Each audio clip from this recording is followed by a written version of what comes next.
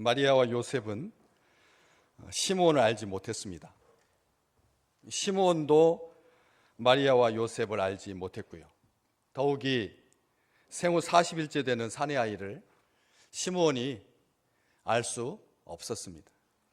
작은 마을에서 살다 보면 113년 사는 동안 한두 번 부다치기도 하고 또 순례 중에 만날 수도 있었겠지만 예루살렘에서 사는 사람들이 한둘이 아닌데 어떻게 시므온이 마리아와 요셉 등록하기 위해서 갈릴리에서 내려와 있는 이 부부를 알 수가 있었겠습니까?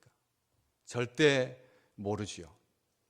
또 게다가 40일밖에 안 된 아이를 마리아가 안고 왔든지 요셉이 안았든지 나이 많으신 할아버지가 와가지고 아이를 달라고 하면 우리가 어떻게 선뜻 그의 품에 내줄 수가 있겠습니까? 아이를 안는다라고 하는 것이 얼마나 조심스러운데 40일밖에 안 된 아이는 목도 제대로 가누지 못하는 정말 이 두 손 안에 간신히 그렇게 잡을 수 있는 어린 생명인데 113살 되신 분이 그 아이를 이렇게 안는다라고 하는 게 힘이 있어서 늘 익숙하게 안으신 분이 아니라면 굉장히 어려운 문제입니다. 누가 어떤 부모가 생면 없는 한 번도 만난 적이 없는 알지도 못하는 그런 분한테 아이를 맡길 수가 있겠습니까? 그런데 오늘 성경은 오늘 본문 말씀 위쪽에 27절 말씀에 성령의 감동으로 성전에 들어가매 마침 부모가 율법의 관례대로 행하고자 하여 그 아기 예수를 데리고 오는지라 시므온이 아기를 안고 하나님을 찬송했다. 27절과 28절 말씀에 아무런 공간도 없이 곧바로 이어지고 있는데 이 속에는 정말 우주가 멈추어 선 듯한 최고의 순간을 맞고 있는 것이죠. 우리가 생각할 때는 그냥 쑥 읽을 수 있겠지만 그 사이에 성령께서 감동해 주지 않으시면 이런 일들이 있을 수가 없다는 것이죠. 어떻게 이 사람이 하나님께서 보내주신 아들이고 인류를 구원하실 구세주라고 하는 것을 알 수가 있었겠습니까? 성령 아니고는 모르는 거라는 거죠. 하나님께서 그의 눈을 열어주시니까 그 아이 속에서 하나님께서 구원하시는 그 구원을 오늘 본문 말씀 그렇게 시작하죠. 주제여 이제는 말씀하신 대로 종을 평안히 놓아주십니다. 내 눈이 주의 구원을 보았습니다. 자기 품에 메시아를 안고 이스라엘의 위로자를 안고 온 세계의 구세주를 안고 감격하여서 하나님을 찬송하고 있습니다. 주제여 이제는 말씀하신 대로 종을 평안히 놓아주시는도다. 이 시므온의 찬송은 앞에 1장 46절에서 55절의 마리아의 찬송 그리고 67절에서 79절의 스가랴의 찬송에 이어서 누가가 간직하고 있는 3대 찬송이라고 일컬어질 만큼 굉장한 찬송 중에 찬송이죠. 라틴어로는 이렇게 시작합니다. 눅크 디미티스. 이 눅크 디미티스, 눅크라고 하는 말은 이제라고 하는 뜻이고 그리고 문장 맨 앞에 위치해서 아기 예수를 통한 구원의 현재성, 접근성을 강조하는 말입니다. 눅크라고 하는 말, 현재가 지금이 구원의 때라는 말씀입니다. 하나님의 백성들에게는 항상 그렇습니다. 어제가 구원받은 것이 아니고 앞으로 구원받을 것이 아니라 지금 구원을 보는 거죠. 이게 하나님의 백성들이 가지고 있는 고백이기도 하고요. 그리고 디미티스라고 하는 말은 허락했다라는 뜻입니다. 허락했다. 무엇을? 종이 맡은 임무에서 하나님께서 놓아주셨다. 그 놓아주심을 허락했다라고 하는 뜻입니다. 시므온이 맡았던 임무는 무엇입니까? 25절 말씀, 시므온이라고 하는 사람이 있는데 이 사람은 의롭고 경건하여 이스라엘의 위로를 기다리는 자였다. 시므온이 평생 동안 100여 년이 넘게 기다림의 세월을 보냈는데 그 기다림의 목적이 하나님의 구원, 이스라엘의 위로였다. 다음 뒤로 넘기시면 안나가 84살 동안 성전을 떠나지 아니하고 주야로 금식하며 기도함으로 섬기더니 마침 이때 나와서 하나님께 감사하고 예루살렘의 속량을 바라는 모든 사람에게 그에 대해서 말하니라. 이스라엘의 위로는 예루살렘의 속량이었고 인류의 구원이었다는 것이죠. 그렇게 이스라엘의 위로를 기다리는 것, 다가올 메시아를 기다리는 것, 예루살렘의 속량을 가리키는 말인데 그의 인생은 한마디로 예수를 기다리면서 사는 인생이었다. 여기에 놀라운 축복의 비밀이 있었습니다. 113세는 당시 평균 나이의 3배를 사는 나이입니다. 그런데 그가 성령의 감동으로 하나님의 성전에서 아기 예수와 그의 부모를 만났고 그 아이를 가슴에 품고 하나님께 찬송했다는 것이죠. 건강의 비결은 예수 그리스도를 기다리는 자에게 주시는 축복입니다. 예수 그리스도를 기다리는 사람은 사명이 다하기 전까지 하나님께서 불러가지 않으시거든. 장수의 비밀은 하나님을 기다리는 데 있다는 거예요. 오실 예수님, 다시 기다리는 주의 백성들에게 이 축복이 가득하시기를 주의 이름으로 축복합니다. 하나님을 기다리는 자에게. 그래서 이 찬송이 얼마나 아름다운 찬송인지 교회는 4세기부터 저녁 시간, 밤 기도 때 불렀습니다. 이 찬송을 4세기부터 지금까지 몇 년 동안이요? 1600년 동안을 눈크 디미티스. 그래서 이 찬송가 제목입니다. 라틴어의 시작이 눈크 디미티스로 나가니까 바로 그렇게 마리아의 노래는 마그니피카트라 그래가지고 찬양하며 라고 하는 말로 시작되기 때문에 그렇게 불리우고, 스가랴의 찬양은 베네틱투스라고 해서 찬송하리로다 해서 그 말로 불리우고, 눈크 디미투스는 바로 이 시므온의 노래를 일컫는 말이죠. 그래서 주여 이제 종을 평안히 놓아주십니다. 이 말 멋진 말입니다. 시간과 물질과 마음과 정성을 다해서 충성한 사람만이 할 수 있는 말이기 때문에 그렇습니다. 기다림의 사명의 존재를 다 불태웠기 때문에 이제는 제가 되어도 좋습니다. 죽어도 여한이 없습니다 라는 뜻이거든요. 우리 주님께서 십자가에서 다 이루셨던 것처럼 자기는 그 기다림의 세월을 고스란히 하나님의 은혜 가운데 그렇게 기다려왔고 살아왔고, 그리고 직접 하나님의 아들을 가슴에 품었고 안았으니 이보다 더한 행복이 어디가 있겠습니까? 모든 것이 하나님의 은혜임을 감격해서 하는 영광스러운 찬송인 거죠. 사도 바울은 디모데후서 4장 7절에 똑같이 이렇게 고백하고 있습니다. 나는 선한 싸움을 싸우고 나의 달려갈 길을 마치고 믿음을 지켰다고. 바울의 기도와 이 시몬의 찬송은 같은 기도인 것이죠. 한 기도입니다. 평생을 하나님에게 사로잡혀서 하나님의 사람으로 하나님의 영광을 위해서 산 사람들이 하는 기도가 그렇게 하는 기도이죠. 이 기도는 오늘 지금 여기에서 우리가 마땅히 불러야 할 찬송이며 기도인 줄로 믿습니다. 바울은 8절에서 디모데후서 4장 8절에서 그런 나에게 기다림의 세월을 전심전력하여서 선한 싸움을 싸우고 달려갈 길을 마치고 믿음을 지킨 나에게 이제 후로 의의 면류관이 예비되어 있다.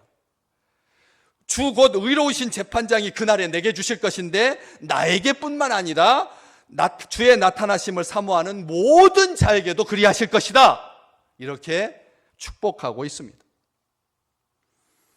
시몬은 그 주의 구원을 보았다라고 지금 고백합니다. 내가 주의 구원을 보았습니다. 내 눈이 주의 구원을 보았습니다. 복된 눈이죠. 주의 구원을 보았으니까.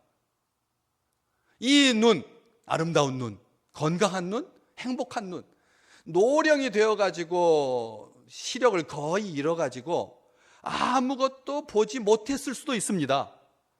113세까지 초롱초롱한 눈망울을 가지고 모든 것을 잘 볼 수도 있겠지만 그렇지 못할 수도 있죠. 그러나 그의 영이, 눈이 띄어져서 하나님의 구원을 볼 수 있었던 그 축복을 누리고 있는 것이죠. 일전에 한 과학고 교감 선생님께서 쓴 글을 제가 아주 재미있게 읽었던 적이 있습니다. 기차 타보시면 순방향과 역방향이 있습니다. 진행 방향으로 가는 것을 진행 방향이라고 하고 뒤로 앉으면 역방향이 되는 거죠. 그래서 한 칸에 다 진행 방향, 다 역방향은 아닙니다. 반씩 나눠가지고, 왜냐하면 기차가 그렇게 가가지고 그렇게 오니까, 그래서 한쪽 방향이 진행 반 정도가 진행 쪽으로 보고 있고 반쪽은 역방향으로 갈 수밖에 없잖아요. 그런데 그렇게 앉는데 두 사람씩 그렇게 앉는데 맨 가운데 좌석은 진행 방향과 역방향이 함께 앉을 수 있도록 4인 좌석으로 되어 있죠. 그래서 친구들이 4명이서 여행을 간다든지 아니면 8명이서 간다든지 할 때는 두 테이블에 서로 마주보면서 갈 수 있도록. 그래서 이 교감 선생님이 역방향으로 앉아서 가고 있는데 기차 창 바깥으로 산기슭에 조그마한 집이 한 채가 보이고 그리고 귀여운 강아지 한 마리가 강중강중 뛰어다니는 모습이 보였습니다. 참 목가적인 풍경에 그리고 미소가 이렇게 나왔습니다. 그런데 갑자기 진행 방향으로 가던 친구가 툭 이렇게 말합니다. 와, 계곡이다. 아니, 저렇게 예쁜 개를 보면서 잠시도 멈추지 아니하고 계곡이다라니, 이게 정말 혐오스러운 말 아닌가? 어떻게 인간이 그럴 수가 있느냐? 이렇게 생각해가지고 언짢아하면서 다시 창을 봤는데 잠시 뒤에 계곡이, 아름다운 계곡이, 물이 쫄쫄쫄쫄 흐르는 그 계곡이 이렇게 보이는 거예요. 그렇죠. 진행 방향으로 간 친구는 멀리서 계곡을 바라보고 있었고 자기는 역방향으로 뒤쪽을 바라보고 있었으니까 걔가 보인 거고. 그러니까 같은 좌석에 앉아 있어도 시선이 무엇을 보느냐에 따라서 얼마든지 달리 볼 수 있잖아요. 그때서 친구는 무릎을 치면서 그 친구가 와, 계곡이다 이런 거죠. 계곡이가 아니라 그런 것처럼 이 본다라고 하는 것이 얼마나 소중한 일인데, 무엇을 보느냐가 얼마나 귀한 일인데, 히브리어의 이 눈이라고 하는 이 단어는 샘, 물샘, 원천이라고 하는 어원을 갖습니다. 무슨 뜻이냐면 모든 인간의 삶은 보는 것으로부터 시작된다는 거예요.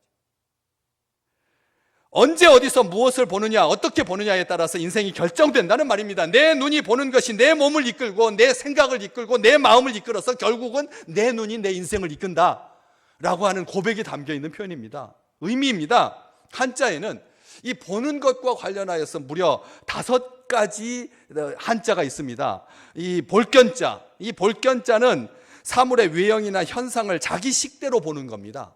자기 식대로, 자기 방식대로. 그래서 의견과 견해의 차이가 일어나면 갈등과 다툼이 생기는 그런 볼견자. 볼시자는 어떤 입장에서 보는 입장에 따라서 시각차가 드러나게 되는 그런 입장, 자기 식대로 보는 것하고는 좀 다릅니다. 자기 입장에서 보는 거니까. 그래서 볼시자. 그리고 볼관자는 중심에서 보는 것입니다. 꿰뚫어 보는 것이죠. 겉이 아니라 속을 응시하는 것입니다. 이게 볼관자입니다. 간자는 눈 목자 위에다가 손수자가 얹어져 있는 표현이죠. 무슨 뜻이냐면 눈 위에다가 이렇게 손을 대고 보는, 햇빛을 가리고 멀리까지 자세히 보는 그런 것이 볼간자인데, 대충 보아 넘기는 것을 간과라고 하잖아요. 그때 간자가 바로 이 간자이거든요. 마지막 람자, 이 람자는 살펴보는, 견주어 보는, 꼼꼼히 보는. 그래서 만국박람회 할 때 람자가 들어가죠. 도서 열람실, 책을 읽을 때 자세히 보라고 그 람자를 쓰는 것입니다. 그냥 보는 게 아니라는 거죠. 같은 것을 보아도 보는 사람의 마음과 생각에 따라서 얼마든지 달리 볼 수 있으니까 수박 겉핥기식으로 보지 마라. 바위 속을 꿰뚫듯이 자세히 봐라. 정성껏 봐라. 신경 쓰면서 봐라. 마음을 모아서 봐라. 대부분의 사람들은 보이는 대로 보지 않고 보고 싶은 것을 보는 경향이 있거든요. 그래서 속담 가운데 고운 사람 미운 데 없고 미운 사람 고운 데 없다고. 고우면 미운 게 안 보이고 미우면 고운 게 안 보인다는 것이죠. 무엇을 보느냐가 굉장히 중요하다는 것이죠. 대학 정심장에 보면 이런 말이 나옵니다. 마음이 있지 않으면 보아도 보이지 않고 들어도 들리지 않는다고요. 마음이 있어야 보이고 마음이 있어야 들을 수 있다는 말입니다. 보아야 할 것을 본다는 것은 축복입니다. 보지 말아야 할 것을 보지 않는 것도 축복이고, 보이는 것, 세상의 것, 땅의 것, 하나님께서 주시지 않는 것, 이것은 만족함이 없습니다. 심지어 우리를 속이기까지 하죠. 그래서 사도 바울은 고린도후서 4장 18절에서 우리가 주목하는 것은 보이는 것이 아니요 보이지 않는 것이니 보이는 것은 잠깐이고 보이지 않는 것은 영원하다, 이렇게 편지한 것이죠. 보이지 않는 세계가 있다는 말입니다. 영적인 세계가 있다는 말입니다. 그 세계가 본질적이고 영원하고 참된 세계라는 것이죠. 그래서 눈을 들어서 하늘을 보시기를 주의 이름으로 축복합니다. 땅만 보지 말고요. 도둑이 하늘을 안 보거든요. 제가 늘 말씀드렸잖아요. 도둑은 사방을 살펴도 하늘을 안 봐요. 하늘에 하나님이 계시다는 걸 모르는 거죠. 그러니까 경찰들만 보고, 그래서 사방을 보는 겁니다. 진짜 중요한 것은 못 보는 거잖아요. 그래서 역대하 20장 17절에 이 전쟁은 너희가 싸울 것이 없나니 대열을 이루고 서서 너희와 함께한 여호와의 구원을 보라. 아람과의 전쟁을 앞두고 여호와의 영이 레위 사람 야하시엘에게 임했을 때 여호사밧 임금과 이스라엘 백성들을 향해서 축복하면서 이 전쟁은 하나님께 속했으니까 두려워하지 말고 너희와 함께 계신 여호와의 구원을 보라, 이렇게 말했던 것입니다. 위에 계신 하나님을 보시기를 주의 이름으로 축복합니다. 노아의 방주는 마지막 때를 살아가는 교회의 모습을 보여주기 위해서 기록된 것이죠. 창세기 6장 16절에 보면 창문을 어디에다 내라?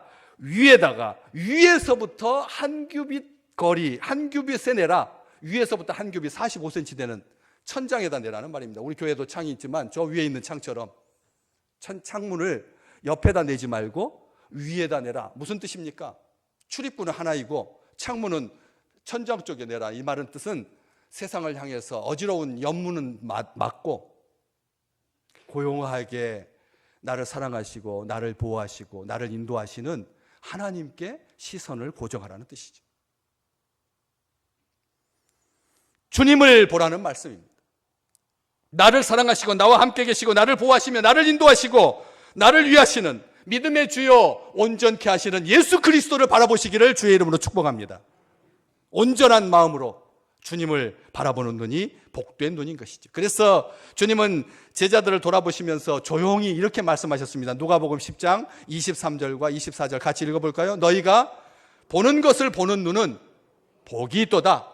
내가 너희에게 말하노니 많은 선지자와 임금이 너희가 보는 것을 보고자 하였으되 보지 못하였으며 너희가 듣는 바를 듣고자 하였으되 듣지 못하였느니라. 무슨 뜻입니까? 진짜 봐야 될 것, 놓치지 않고 봐야 될 것은 구세주라는 것이죠. 하나님의 구원을 봐야 된다는 말입니다. 예수 그리스도께서 바로 나를 봐라, 나를 봐라. 빌립에게 주님께서 말씀하셨습니다. 나를 본 자는 하나님을 본 것이다. 아버지를 보여주십시오. 빌립이 말했을 때 우리 주님께서 하신 말씀입니다. 나를 본 자는 아버지를 보았거늘 왜 아버지를 보여달라고 하느냐? 우리 주님께서 내가 하나님께서 보내신 아들이고 나와 아버지는 하나다 말씀하셨습니다. 눈을 어둡게 하는 것은 무엇입니까? 주님은 말씀하셨죠. 마태복음 6장 22절에서 23절 같이 읽어보겠습니다. 눈은 몸의 등불이니 그러므로 내 눈이 성하면 온몸이 밝을 것이요 눈이 나쁘면 온몸이 어두울 것이니 그러므로 내게 있는 빛이 어두우면 그 어둠이 얼마나 더하겠느냐. 아멘. 주님 말씀하십니다. 눈은 몸에 뭐라고요? 등불이다. 눈은 마음의 창입니다. 그래서 눈이 맑아야 합니다. 눈이 깨끗해야 합니다. 깨끗한 눈, 볼 것을 볼 수 있는 눈 하나님께서 주십니다. 그래서 눈은 몸의 등불이니 그러므로 너의 눈이 뭐하면? 성하면 성하다라고 하는 표현 잘 요즘은 안 쓰더라고요. 성하다라고 하는 말이 무슨 뜻이죠? 눈이 건강하면이라는 뜻이잖아요. 눈이 성하면이라고 하는 말이 번성하다라고 하는 뜻도 있지만 눈이 성하다라고 하는 말은 눈이 건강하면이라고 하는 뜻인데 영어 성경에 보면 이 성하면을 뭐라고 번역하냐면 single이라고 번역했습니다. single 무슨 뜻입니까? 눈이 하나면, 다시 말하면 한 초점이면이라는 뜻입니다. 우리의 눈은 한 초점을 향했을 때 하나님을 볼 수가 있는 것입니다. 두 마음을 품지 아니하고 한 마음으로 성한 눈은 다른 사람이 보지 못하는 깊은 세계를 보지요. 주의 구원을, 하나님의 나라를. 그렇기 때문에 네 속에 있는 빛이 어둡지 아니한가 보라, 살펴봐라. 우리 주님께서 말씀하신 것입니다. 시몬은 아기 예수를 봅니다. 그런데 이 아이야말로 주의 구원이라고 하는 사실을 이 본문 말씀에서 이렇게 고백하고 있는 거죠. 내 눈이 주의 구원을 보았습니다. 이렇게 말하고 있습니다. 구원은 장차 예수 그리스도를 통한 구원이겠지만 아기 예수를 구원이라고 고백하고 있는 거죠. 그렇습니다. 우리 주 예수 그리스도가 구원이십니다. 주님을 만난 사람들마다 어떻게 됐나요? 못 보던 사람이 눈을 뜨게 되고, 못 걷는 사람들이 걷게 되고, 심지어는 나병에 걸린 사람들이 낫게 되고, 말 못하는 사람들이 입이 열리게 되고, 죽었던 자가 살아나게 되었습니다. 주님을 본다라고 하는 말은, 주님을 만난다라고 하는 말은 구원이라고 하는 말이라는 거죠. 주님께서 하신 사역을 통해서 사람들이 구원을 받지만 우리 주님 자체가 구원이라는 것입니다. 그래서 예수 믿으면 구원받는 겁니다. 이게 여기 말씀을 통해서 확인되는 것이죠. 이 아버지를 보여달라고 하는 자에게, 빌립 제자에게 자기를 보여주시면서 네가 아버지를 본 것이고 그리고 나와 아버지는 하나라고 말씀하신 그 주님, 죽었던 사람이 예수를 봄으로 말미암아, 예수를 만남으로 말미암아 다시 살아나게 되고, 걷지 못했던 사람이 일어나서 뛰면서 하나님을 찬송했던 것처럼 예수님을 만나면, 구원받으면 삶이 변화되고 회복되고 축복 가운데 하나님을 찬송할 수 있게 되는 거죠. 이런 것처럼 구원받았다라고 하는 말씀입니다. 오늘 본문 말씀에 시므온은 주의 구원을 이렇게 설명하고 있습니다. 31절과 32절, 만인 앞에 예비하신 것이다. 우리 주님으로 말미암는 구원, 우리 주님 구원이신데 그 주님은 만민 앞에 예비하신 것이다. 예언된 말씀대로 우리 주님께서 이 땅에 오신 것이다. 32절 말씀, 이방을 비추는 빛이요 주의 백성 이스라엘의 영광입니다. 이스라엘 백성들은 거꾸로 해석했습니다. 이스라엘 백성은 하나님의 임재가 이스라엘의 영광입니다. 하나님께서 나타나시고 하나님께서 자기를 보여주시고 아들을 보내주시고 메시아를 보내주시는 것이 이스라엘의 영광입니다. 그리고 이방인들은 거기에 특별한 은총을 입은 사람만, 고레스 왕같이 이스라엘 백성들을 풀어서 고국으로 돌아갈 수 있도록 해준 사람들만, 사람 몇 사람만 그렇게 구원의 겹불 쬐듯이 혜택을 입을 수 있고, 그리고 만민은 아니고요. 그런데 하나님께서 아브라함을 부르셨을 때 어떻게 축복하셨습니까? 너는 복이 될지라. 내가 너를 축복하는 자에게는 복을 주고 너를 저주하는 자에게는 저주할 것이다. 마지막 말이 더 중요하죠. 땅과 자손에 대한 약속보다 더 중요한 것은 너의 후손으로 말미암아, 그 후손은 복수가 아니라 단수로 되어 있고 그 자손 예수 그리스도로 말미암아 만민이 복을 받게 될 거다. 주님께서 그렇게 말씀해 주셨거든요. 아브라함의 복은 그런 복입니다.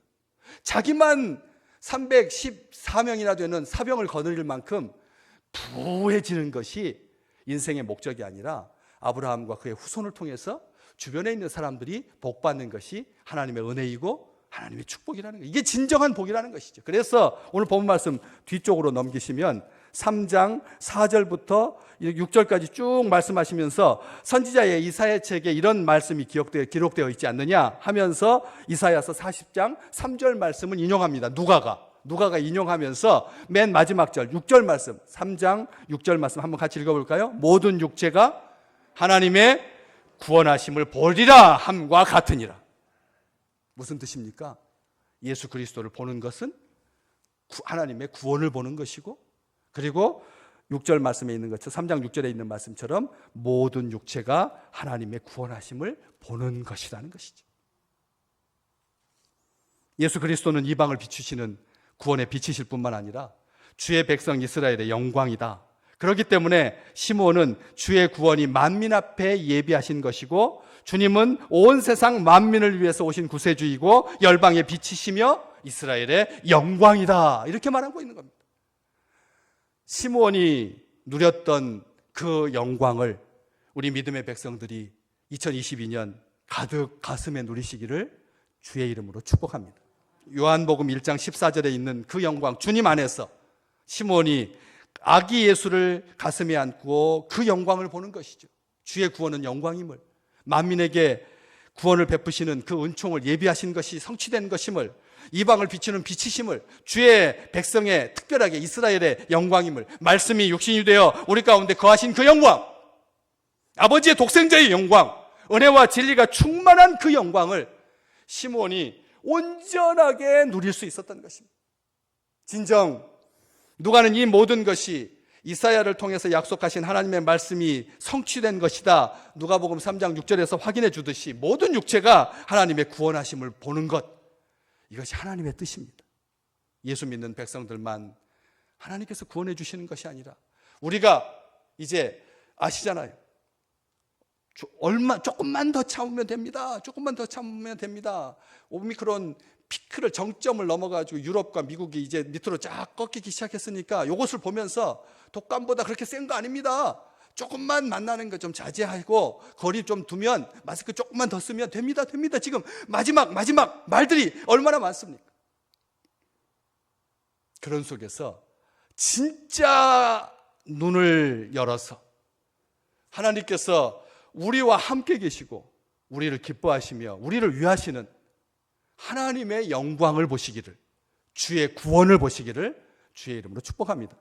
이게 하나님께서 우리에게 눈을 주신, 복된 눈을 주신, 깨끗하게 하신, 눈을 거룩하게 하신, 하나님을 사모하게 하시는, 하나님의 은혜를 입게 하시는 하나님의 귀한 은총이라는 것이죠. 시몬이 그렇게 고백하고 찬송하니까 33절 말씀, 이게 참 진심으로 마지막 중요한 말입니다. 그의 부모가 그에 대한 말들을 놀랍게 여기더라. 아멘. 아멘. 지금 이런 고백은 부모도 못했던 고백이거든. 요셉도 마리아도 하나님의 은총을 풍성하게 누리고 아들이 메시아라고 하는 것을 알았지만, 이렇게 구체적으로 남의 입술을 통해서 건네 들을 수 있다는, 옆에서 들을 수 있다라고 하는 이 놀라운 하나님을 향한 찬송에 함께 할 수 있었다. 그래서 그의 부모가, 마리아와 요셉이 아들 예수에 대한 말들을 놀랍게 여겼던 것처럼, 우리가 다른 사람의 입술을 통해서 하나님께서 나와 함께 계시고 나를 사랑하신다라고 하는 소식을 듣게 되시기를 주의 이름으로 축복합니다. 그렇잖아요? 제가 언젠가도 말씀드렸잖아요. 의사들이 제일 무서워하는 사람이 누구라고요? 식약처 직원이 아니라고요. 옆집 아줌마라고. 옆집 아줌마라고요. 옆집 아줌마가 한 말 하면 의사가 100시간 설명을 해도 옆집 아줌마의 말 한마디에 결정이 번복되니까. 그런 것처럼 우리 옆에 같이 있도록 허락해 주신 이 사람의 입술을 통해서 하나님의 구원의 성취가, 주의 구원을, 우리를 사랑하시고 우리를 위하시며 우리를 잠잠히 기뻐하시는, 그리고 우리를 위해서, 우리를 사랑하기 때문에 그 노래가 입에서 흥얼거려서, 그래서 하늘로부터 쏟아지는 나를 향한 그 애틋한 사랑이 우리 주님과 함께 2022년 날마다 더 풍성해지는, 주의 구원을 날마다 보는 아름다운 한 해가 되시기를 주의 이름으로 축복합니다.